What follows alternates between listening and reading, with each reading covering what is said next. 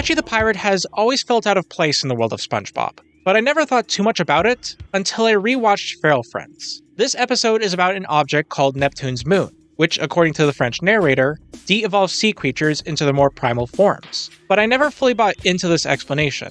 And in my Dream Realm theory, I speculated that what was actually happening was Neptune's moon wasn't literally de-evolving creatures, it was simply turning off the imagination, making all the sea creatures realistic versions of the animals they are. There's a lot of evidence in that video that I don't need to cover here, so you can watch that theory if you want more details. But there is a problem with that explanation. At the end of the episode, Neptune's sun crosses the ocean, which has the same effect as Neptune's moon, but on land creatures. And Patchy and Patty are respectively turned into a caveman and pterosaur. So are Neptune's moon and sun actually de-evolving creatures? Well, I still don't think so. And here's why. The whole de-evolving thing is supposed to be a reference to how Bikini Atoll was used for nuclear testing, so this is hinting at the theory that all the residents of Bikini Bottom are mutated fish, and that Neptune's moon and sun are undoing the mutations. But let's take a look at SpongeBob as an example. In the episode Ugh, we can see his ancestor from 100 million years ago. Back then, sea creatures in the world of SpongeBob were still walking and talking, so these human-like traits aren't because of radiation, it's just in their genes. And since Neptune's moon changes SpongeBob into an immobile sea sponge, we can assume it's de-evolving him way more than that.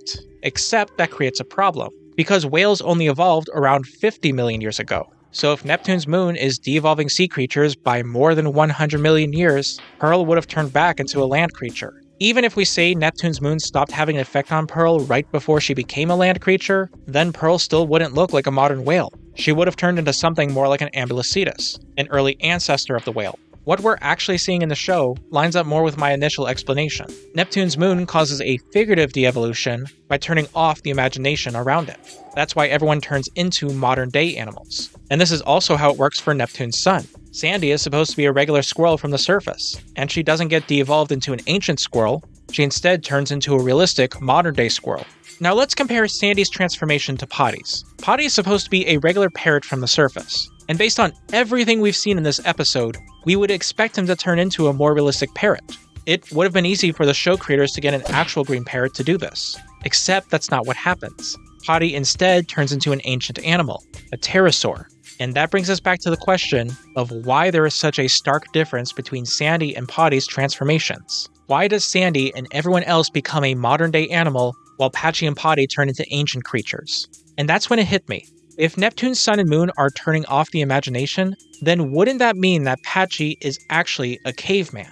And the same imagination force that's turning SpongeBob from a realistic sea sponge into a more human one is also turning Patchy from a caveman into a pirate. I'll admit, it's a crazy sounding idea at first, but that would explain why Patchy and Patty are the only ones who turn into prehistoric creatures from Neptune's sun, especially when everyone else we see turns into modern day animals. And this would also explain a lot of Patchy's odd behaviors. Let's go back to the episode Ugh. This is a SpongeBob special hosted by Patchy himself, and immediately, one question stands out. How does Patchy know what happened 100 million years ago? Yeah, it looks like he went back in time, but it's heavily implied that this is all just a TV set. There's the film crew that helps him up, and Patchy talks about thawing out a caveman from a chunk of ice. If he was really in the past, he wouldn't need to thaw out a caveman. They would just be around, which means that Patchy is still in the present. So again, how is he able to recount what happened to SpongeBob's ancient ancestor, especially when no records could have survived that long? Well, the easiest explanation is that he was there. Patchy watched these prehistoric sea creatures for his entertainment, and now he's giving that story to us, the audience. Speaking of this episode, I also found it odd that Patchy was trying so hard to convince the audience that prehistoric times were the best, better than the future, and much better than the present. To quote him, it was a simpler time with simpler pleasures. That description makes it sound like he knows firsthand what it was like back then. Also, just look at how offended Patchy gets when Patty says caveman stuff is lame. You're wasting your time, old man. Prehistoric stuff is lame. Everybody knows the future's where it's at. What?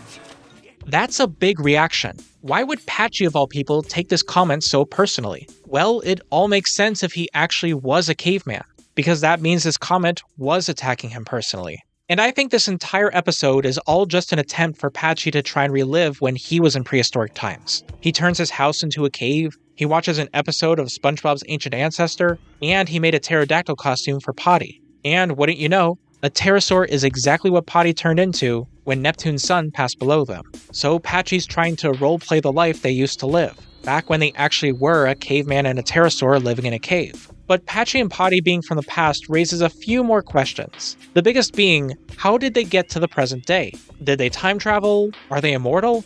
Well, I think the answer is most likely what we see in the show. Patchy and Patty were frozen in time. So what I think happened was that a caveman and his flying dino friend ended up frozen in ice, and that ice drifted over Bikini Bottom. We do see in the show that icebergs will sometimes drift to this part of the ocean. And as the ice melted away, the imagination force that surrounds Bikini Bottom turned Patchy and Patty into a pirate and parrot to fit the nautical theme. But wait a minute. Patchy talks about having a mother. And then I spent 3 days thawing him out with my mom's hairdryer. Wouldn't that disprove this theory? Well, that's actually an easy fix. Either Patchy was frozen with his entire family, or he was adopted by a new family after thawing out. Either way, he was brought to live in California. This explains why Patchy always feels so out of place. For one, he doesn't really like modern technology, which is probably the most cliché trait a caveman can have. But there's also smaller details that are easy to miss, like when Patchy and Patty work at a restaurant owned by a real pirate. And while there, Patchy got in trouble with his boss because he wasn't washing his hands. What? Every time? So Patchy's odd behaviors aren't because he's a pirate. He doesn't even behave like a real pirate in this world. He's way more primitive, acting more like, well, a caveman who doesn't understand hygiene.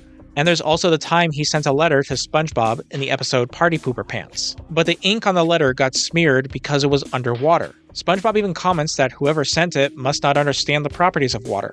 And yeah, it's common knowledge to most people that ink smears when it gets wet. But for a caveman who grew up before writing was invented, he'd have no idea. This theory even explains why Patchy and Patty have so much friction with each other. In the episode Friend or Foe, Patchy pulls out a picture with him as a young pirate and Patty as an egg. This suggests that Patchy was frozen as a child with his unhatched pet pterosaur. That would mean that even though Patty came from prehistoric times like Patchy, he never knew the past like Patchy did. And because of that, Patty adjusted to modern life way better than his human, because that's all he ever knew.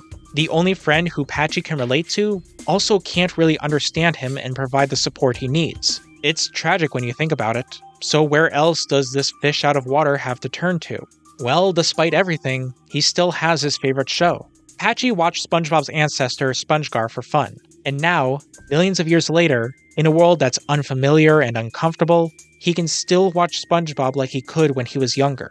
It might even be the one thing that hasn't changed for him. Seeing this modern version of a thing he loves has encouraged Patchy to step out of his comfort zone. He tried to get a job as a cook because that's what SpongeBob did. And he tried to throw a party and socialize with people because he saw SpongeBob do just that. This little yellow sponge has helped this caveman adjust to modern life. And now, this part of California millions of years later, Patchy has accepted this new home he has. And instead of wishing for a past that doesn't exist anymore, Patchy can now fully enjoy his new home in Encino, California. Thanks for watching.